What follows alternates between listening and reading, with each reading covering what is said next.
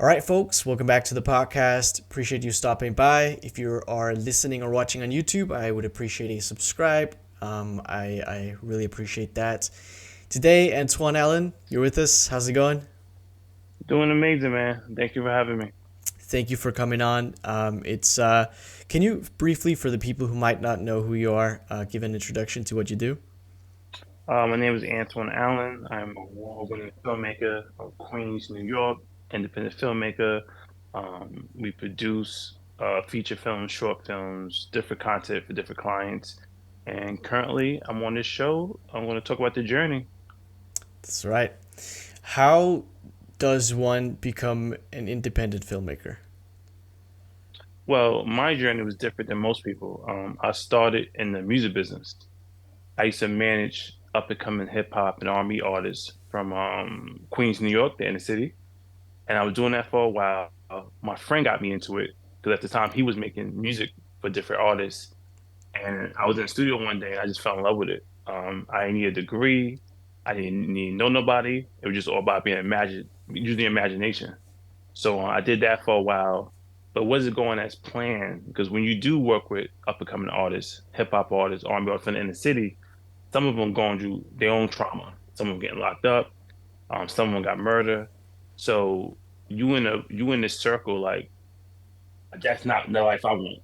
So I started doing music videos. I did music videos for a while, but I felt like empty. So and when you're in those type of situations, you have two options. You either quit or you reinvent yourself.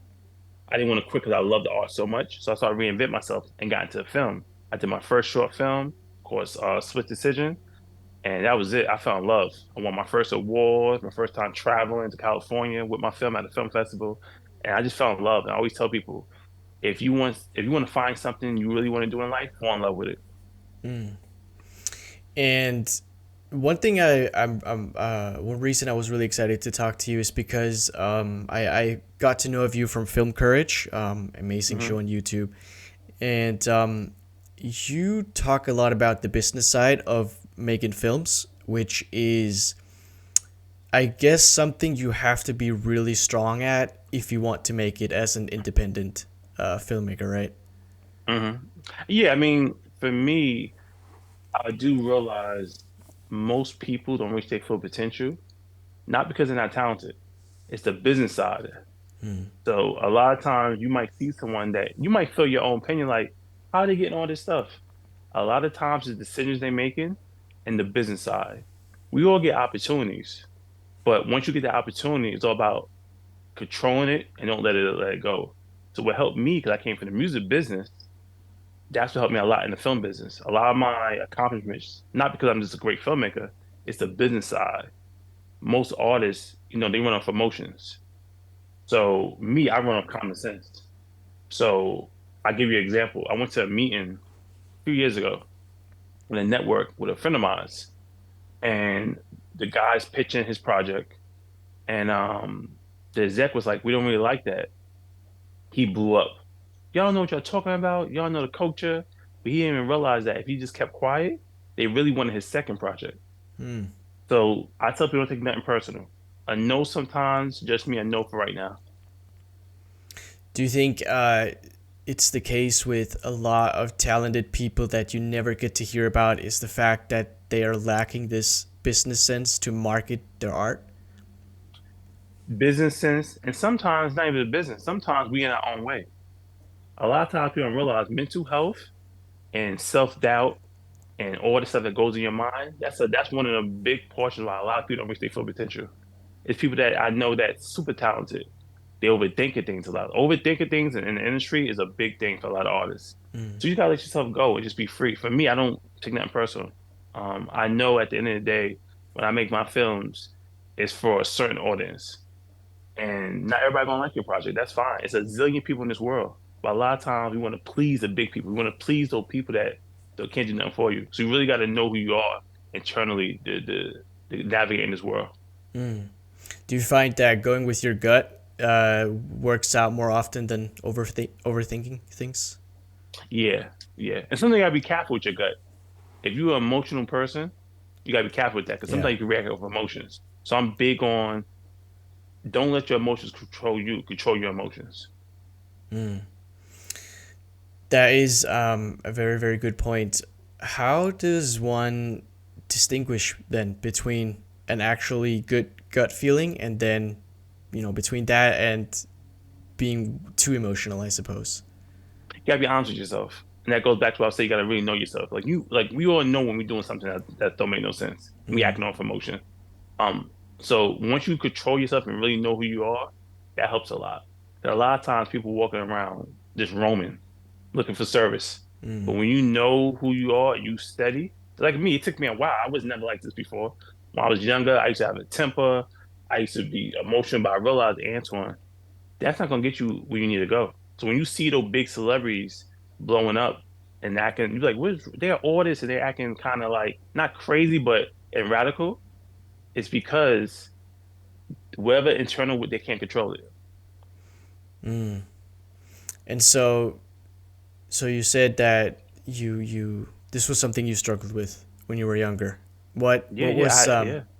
sorry, go ahead. No, no, no. I was just saying that I came from humble beginnings. I used to be homeless.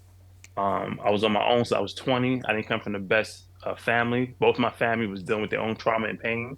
Sometimes as kids, we blame our family, but we don't even realize what they're going through. Now I'm older, I realize, wow, my mother was in pain. My dad was in pain.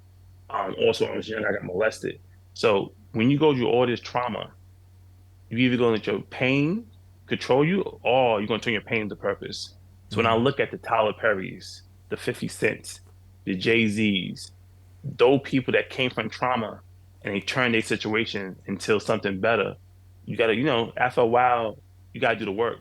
And do the work is really going to therapists, figuring out what's going on with you internally. Because when you look at a lot, especially when you look at a lot of men in power, if you look at the Weinsteins, the R. Kellys, the list goes on, the Nadoff, when you look at how much they built their empire, and a lot of times they lose everything because of discipline. They're not disciplined. Meaning they get cursed cheating. They get caught doing this. Like, you got to control the discipline. So I realized if I'm building this empire, I'm building what I'm building, I can't let the most smallest things look at Weinstein, for example. Weinstein production company was a big production company. And now it's gone because he could control himself. And I think that does happen often with artists. I talked to Ken Atchity about Elvis Presley, how he lost complete control, right, and things just spiral out of control. Do you think artists have to, or not? Maybe do they have to experience some sort of trauma for their art to be good? People say that. Um, I don't know. That question, I don't know, but I know that I went through a lot of trauma. That trauma I went through could have broke me or could have made who I am. So all I know is wherever you're going to, get the help. Because sometimes people in my position that can't go through what I went through. They probably went in jail or depressed. I actually got out of it because I did the work. So whatever you're going through, just do the work on yourself. Go see a therapist because sometimes you might go do something and you think it's over, and later on, like creeping up on you. And so, I'm guessing in America, like therapists are not free, I suppose, because it sounds probably stupid to you, right? But in here in Denmark, where I'm from, we're a really socialistic country, so help is really readily available. A lot of people get help from therapists for free because we pay so many taxes and we get a lot of healthcare for free. But is there in America, I suppose, aren't there a lot of people who don't have the resources to get help? Yeah, a lot of people. I mean, America is a great country. It's the land of free, but uh, it's things that happen in America. You go to another country, like why we have to pay all this money for healthcare? Why certain healthcare is not free? It's people that's really going through trauma. They don't have the money. When I was growing up, especially in the black community, in the brown community, Latino community, if you go to a therapist, they're like, "What? You're crazy." But now it's becoming more regular. But yeah, a lot of times we don't have the money or the resources, so we wind up projecting our pain onto other people. Do you have any advice for people who might not have the availability to see a therapist, for example, Any ways that you can get therapy in other ways to reprogram your mind? Well, like with me at the time, therapist was a regular me. So what I did was I really did the work, meaning I reprogrammed myself. Now that takes a lot, but you got to learn how to reprogram. Everything that you learn that's toxic, reprogram yourself. That's the first step. Meaning, if you don't know how to love, if you don't understand love, and you just don't know how to love. A lot of people don't know how to love. A lot of times you're in relationships and you hear the different spouse do something to one another. A lot of times they're just projecting their pain. So Mm, learn how to love. Start doing things that make you happy. A lot of times we do things for everybody else and we get left with the crumbs. Start dating yourself. Go out to movies by yourself. Go on vacation. Start doing more for yourself and realize you're enough. And also, too, start being around better people. A lot of times our circle are the worst circles we're around. And we're around them because it's the norm, it's comfortable. yeah. Start being around a different class of people. So basically, it's this movie with Jim Carrey called Yes. I don't know if you've ever seen it Yeah. before. Yes. But Jim Carrey, he said he was so comfortable in his sins. I'm gonna start doing different things. And that's what you gotta do. You gotta say yes to you first. Mm. It's so crazy because just a few years ago, if somebody would tell me that you have the ability to reprogram my mind, I would have laughed in people's faces because I think a lot of people don't know that it's actually possible to reprogram your mind to be happier, to have more fun.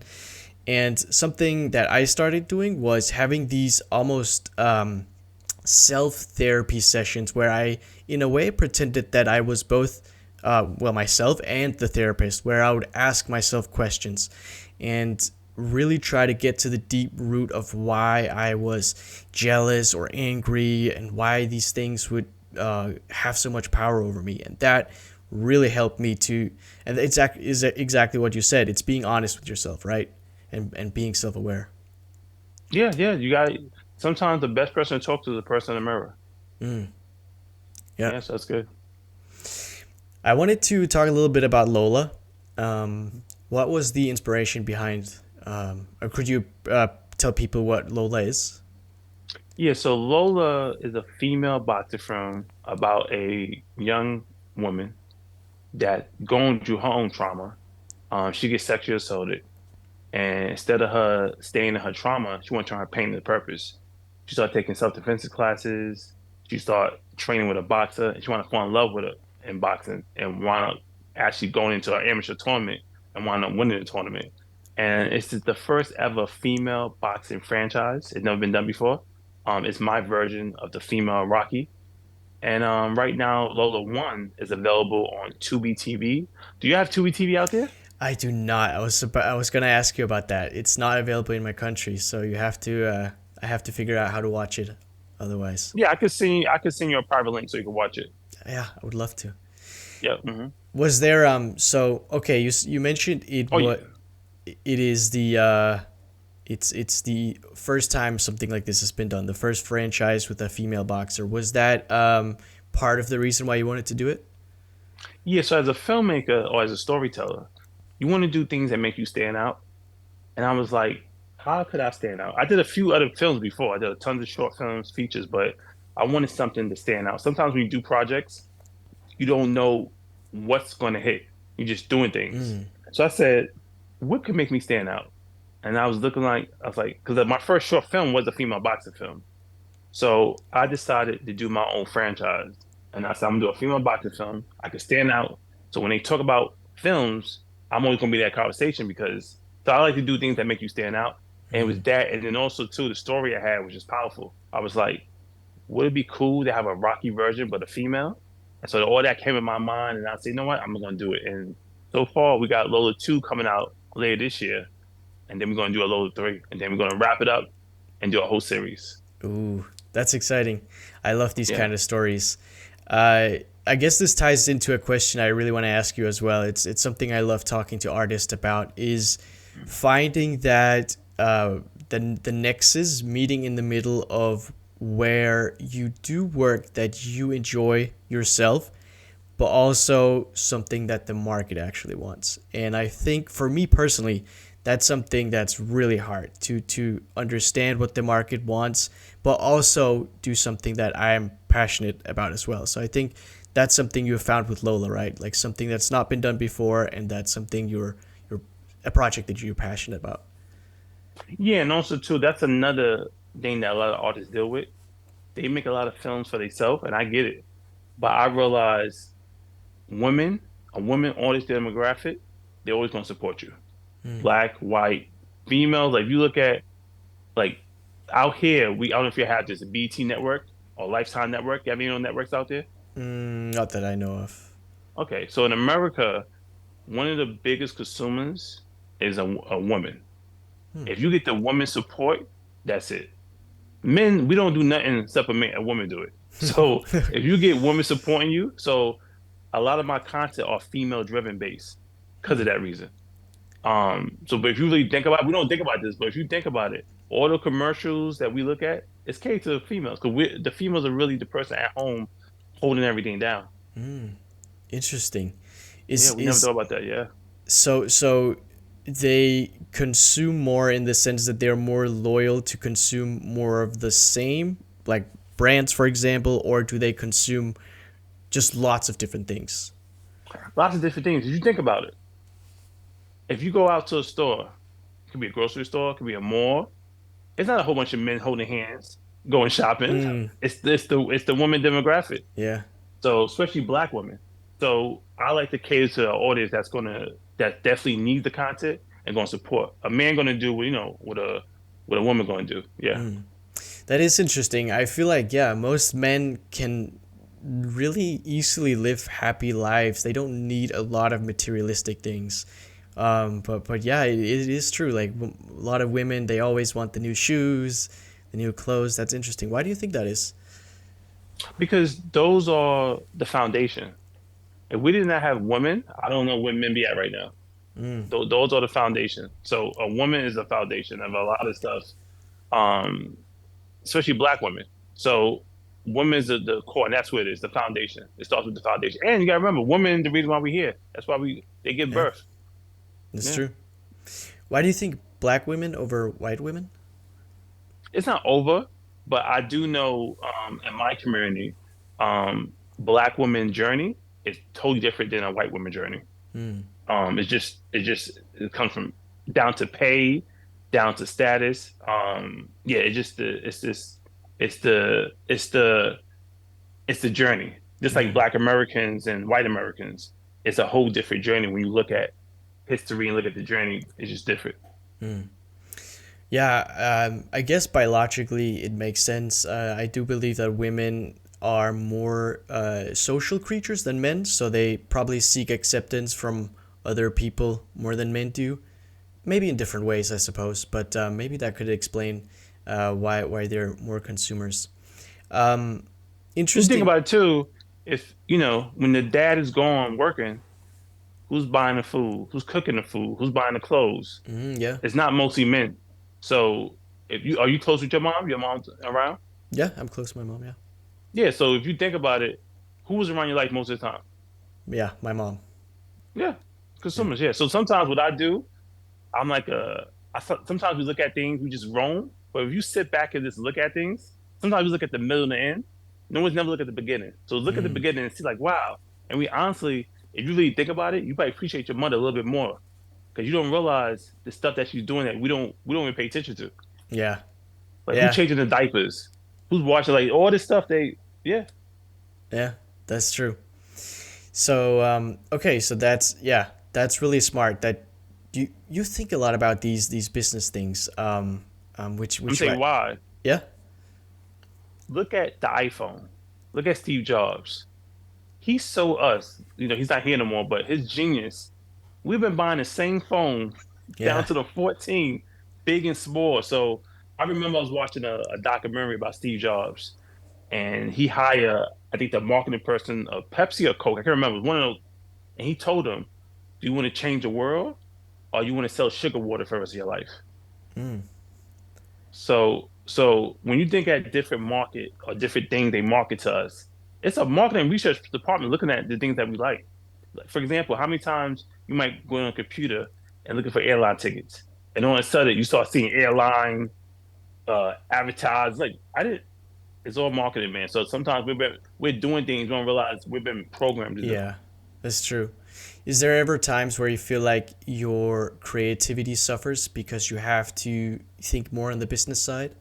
Yeah, it's always gonna suffer. Life ain't fair. If it's up to me, I would be doing a whole bunch of other stuff, but I have to realize you gotta give the people what you want. So I'm still getting what I want, but anytime you do anything, it's gonna suffer. It's just part of it.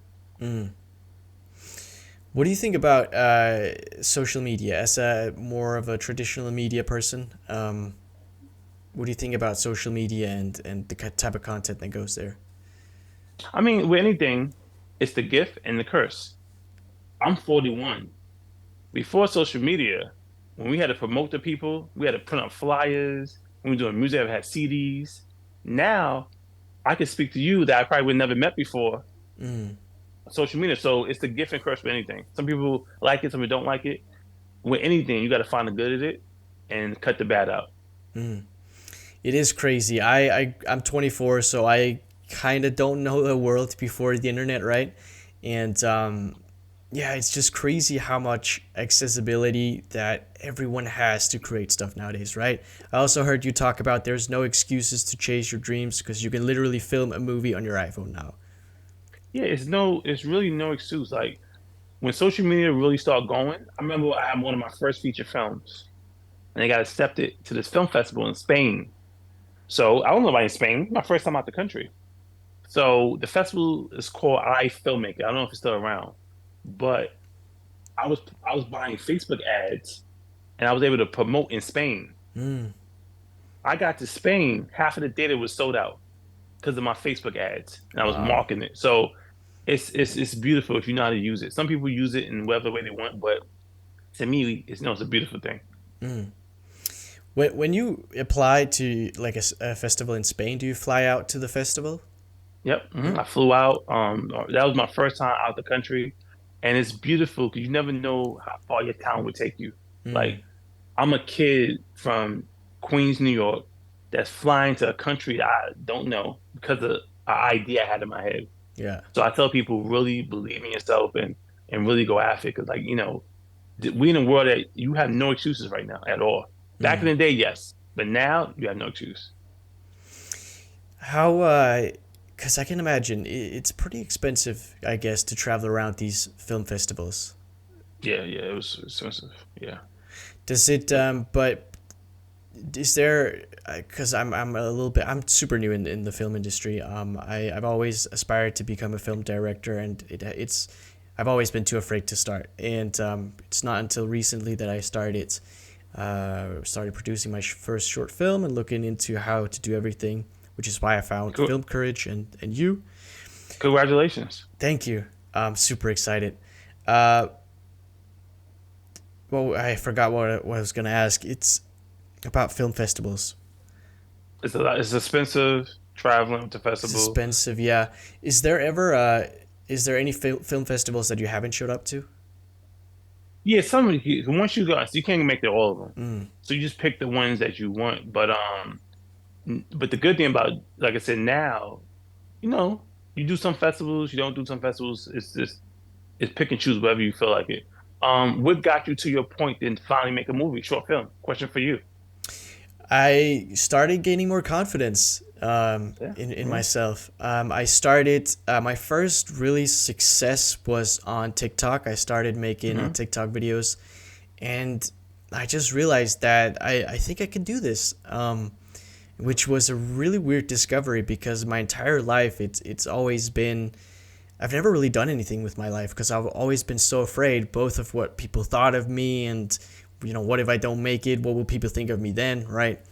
And I started getting more confidence, and I'm obsessed with chasing my dreams now. Yeah, and that's what I said before, knowing yourself. Yeah. Because a lot of times we're creating this nightmare in our head that's not even real. I think at least twice a week I'm speaking to somebody about this. We creating our own fears and nightmares that's not even real. And then we're worrying about people that's like imagination. So we're Yeah. really being like a horror movie, creating this fear that's in our head that's not even real. Because in this industry, like me, I got 100 no's. That's fine because that's part of the journey. But that's good that you build your confidence up and you make your films. Like you go online, you see all those kids making money, just doing whatever they want. They're being Yeah. free. So, and then you know what helped me too? I'll tell you what helped me. When I was going through my fair, I used to watch like the crazy documentaries about murdering and cartels. I'm like, if those guys are selling drugs for the rest of their life and I can't make a movie, that Yeah. makes no sense. That's true. You Yeah. got you got you got the new show on Netflix, Jeffrey Dahmer. He is killing and eating people, Mm. and we're afraid to make a movie. Yeah. So That's a that's what very used good to way help to look me. at it. Yeah. Yeah, I'm like, if they could do all this stuff and they crazy, why we can't make a movie? We can't go after our dreams. Yeah. So we got to kind of psych ourselves out of the nightmare we creating for ourselves. I hear a lot of like a lot, like 99% of like young people or kids say, I don't know what I want to do when I grow up. But I think that's bullshit. I think a lot of kids know exactly what they want to be when they grow up. They're just too afraid to either admit it or to go after it. Yeah, fear is a real thing. I always say that that's what helped me. I don't want to die an old man full of regret. So just try it. Like it's try like it's people literally out of here, like in this world, killing people for a living. Mm, Like they mess up in their head. And we create like they giving up their freedom. Please, cops, take me. mm, And we live in a world that we're free, but we trap in our mind. We are prison in our own head. So we really gotta work on that and get out of that. But most people, like you always time gonna pass regardless. Just try something out. That's mm. good that you taking the first steps and keep making films, man. It's not rocket science. You don't need a degree, or you gotta use your imagination and be confident. Yeah. Didn't go to film school? This is all God gift. Mm, I went to high school. I was a special ed student. I was not a great student. I'm a DF student. But what was I was a winner in life. And that means is I mean a lot of people that got all the degrees in the world, but the fear keep them. They can tell mm, you X, Y, Z. Like sometimes I go teach at different film organizations, and the film teacher be there with all the degrees, know everything about camera, but I don't got no movies. mm, So I don't want to be that person that have all this information, and that's why I have this information. I haven't done anything. mm. I love that. Yeah, it's like there's so like almost any profession I feel like you can do without a degree, right? Now, Yeah, especially nowadays with the internet, like information is readily available to. unless you want to be a lawyer or a doctor, like I something special. suppose, yeah, yeah. Yeah, it's special. But now, like you could create business, like me and my wife. Me and my wife got she loved making banana bread with chocolate chip. Ooh, We started delicious. a business. We did our first big food expo, sold out. We ain't chef, we ain't no degree. We just know how to market and know what tastes good. So now like I said, the internet and everything's out there. You have no excuse. You can literally, like, I got a book coming out next year. I didn't. This is stuff that I couldn't even imagine when I was younger. Mm, But now we're in a generation that anything is possible. The only limitations you have is the ones you put on yourself. it's amazing. Yeah, I did look into film school in America, but the tuition was just overwhelming. Like No, it's too much money. it's Too much money. crazy, yeah, and especially like hearing inspirational stories from you or other people. There are a lot of also really successful big filmmakers who didn't go to film school at all. I believe Yeah. Steven Spielberg did not, I think, if I Yeah, I'm remember not sure. correctly. Mhm. But yeah, But you that don't need it. It's you got to think about it. You spend $100,000 in film school. Now, this is what I would say. Film school is great if you want those resources mm, or you want to be part of the system. Because if you do your research and look at a lot of filmmakers that have a degree, a lot of times they're getting jobs just based off their degree. yeah, yeah, So it depends which way you want to go. If you want to, like I said, be part of the system and really work within the system or get a job, you might need that degree. 'Cause that degree holds a lot of weight. mm, But if you want to be like more entrepreneurship, build your own table, don't wait for a seat at the table, you could do it yourself. mm. Go Eh, on, like I said, film courage was an education to me when I first started. yeah. And then years later, they start interviewing me. Mm. Isn't that Yeah, crazy how life works out? yeah, yeah. So is that the benefit of being an independent filmmaker, building your own table? Yeah, but this is not for everybody though. That's another thing. This is not for everybody. So another thing, if you don't know certain things, hire people around you that's smarter than you. Mm, So I got a lot of people around me that's way smarter than me. So it's like I know I'm the quarterback. If you want to go to the Super Bowl, you're on my team. mm, But I do also need a defense lineman. I need an offense lineman. So build your team so you can learn. Don't be the smartest person in the room. mm. What's your favorite movie? I give you my top 10. Mm-hmm. Lola, uh, Django, Quentin Tarantino, Jamie Foxx. Amazing movie. I have two new movies. Megan, the horror film. I don't know if you've seen Megan. It's I out. saw the trailer. It looks really good. That good. It's another horror film called Sabal.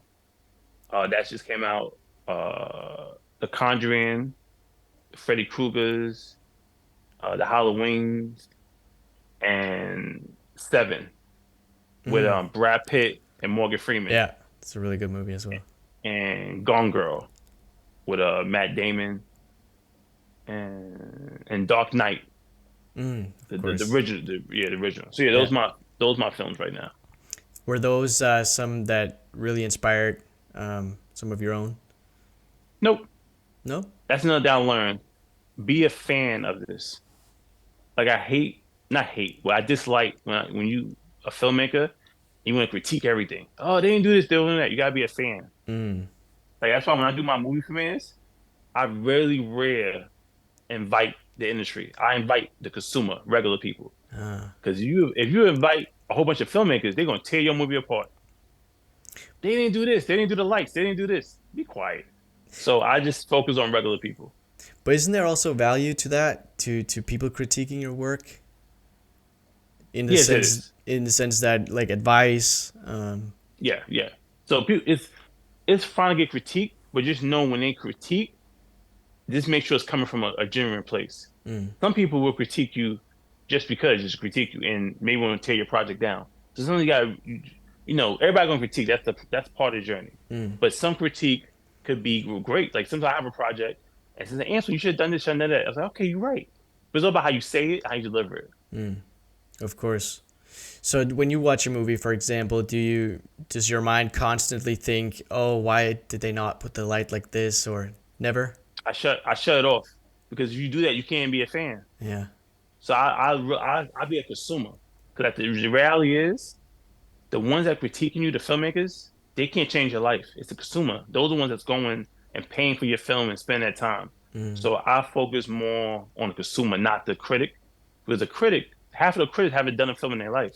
They're just speaking. They're on the yeah, sidelines. that's true. Yeah, Yeah. it's like the person that never played basketball before, but on the sidelines critiquing how you dribble. Yeah. Yeah, yeah, yeah. That's true. It's like people judging fighting and people who've never fought before and like what live or watching from their living room, watching a Yeah. fight and like trying to pretend like they would beat that person up if they had the chance. But Yeah, yeah. so do you when you watch a film then do you then look at the positives? I guess like okay the if you don't look at like they should have done this or that, do you look at it in a way that okay the light was actually really good here. I could use that for my film, perhaps, to do it or something like that. Yeah, so when I'm watching a film as a consumer, as long as you can entertain me for 2 hours, that's all I care about. Mm, Now, when I'm making a movie, then I might go to a movie like, you know what, I want to do it like this, I want to do it like that. So I try to put different hats on because sometimes I know a lot of filmmakers can't watch other films because they stay critiquing. And the ones that critique the most haven't done no films. mm. So I try to watch films as just a consumer. But yeah, sometimes like in Lola, I might go back and watch Creed or Rocky and be like, okay. So I have different times I put my hat on. Mm. When was Lola released? Lola was released 2020. Yes. 2020. Okay. That was kind of the time when That's YouTube COVID, during COVID. COVID, yeah. Also, I think the time when YouTube boxing was on the come up. Was there any thought behind that? Yes. No, I wasn't even thinking about that. So you Mm. just said it. I wasn't even thinking about that. Mm. Yeah. Do you follow that at all?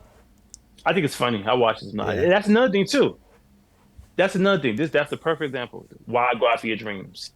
You got YouTube boxes fighting real boxes. Yeah. Like this is the Wild Wild West. Yeah. This is insane. So that's the thing. It's anything possible, man. You can't be afraid. Anything is possible. Yeah. That is crazy, right? Like, a YouTuber fighting Floyd Mayweather. It's like, whoa, okay. But that shows you that anything's possible. Like that Mm, is insane. Like for you to be a YouTube boxer and get to a point that you're fighting a real heavyweight champion, that's insane. yeah. Do you do any fighting yourself or? When I was younger, I used to box. Mm, So if someone told me all those years later I'd be directing, producing my own boxing franchise, I would have laughed in their face. mm, But this is what happened when when you have a high favor and, God got a great sense of humor. yeah. Because I would not be thinking about this. Yeah. So is that part of the inspiration for the film that you enjoyed boxing when you were younger? Yeah, yeah. I enjoy boxing. But I didn't think I was going to do a boxing film. That was it. I went into boxing because when I was younger, I was getting bullied. So I Mm. needed to defend myself. But I didn't think all the years later I'd be no, that's what I'm saying. You just gotta just put yourself out there, man. Don't think about nothing. Just be free. Mm. Antoine, thank you so much for coming on. Tell people where they can find your work. Yeah, you could go to AntoineAllenFilms.com. If you're in the States right now, Lola One is available on Tubi TV. And follow me on Instagrams, Antoine Allen Films. And yeah, look forward to connecting. Amazing. And whenever I come to New York, I look forward to taste that banana bread. Yeah, you being in New York? I will come to New York at some point, I suppose. Okay, yeah, let me know. I have massive aspirations to move to America eventually. So I mean, How far is Denmark from how far is that? it's in Central Europe. So it's like, do you know where Germany is? No, No. It's do you know any European countries? not so much, no. No. Okay. You know where Spain is though, then Yes, yes, you're Spain, in yes, Spain. yes, It's yes, yes. I Yes. I suppose it's kind of close to Spain. It's in Okay, Europe. okay, Yeah. okay. Yeah, just take the trip. Me and my wife went to Dubai for our wedding, for our honeymoon. Oh wow, how was that? That was amazing. Dubai looks insane. Yeah, take the trip, man. Just take a trip. You say, hey, Anson, I'm coming to New York. I got you. Yeah, Yeah, I just would take the love to. trip, man. Love to Yeah. connect, man. Yeah, awesome. This was a real pleasure. Again, one last time, tell people where they can find you. Yep. Go to Antoine, Antoine, Allen, films.com, and then Instagram, Antoine Allen Films. Amazing. Thank you so much. And thank you to the listeners for tuning in. I appreciate it. Take it easy. Peace. Peace.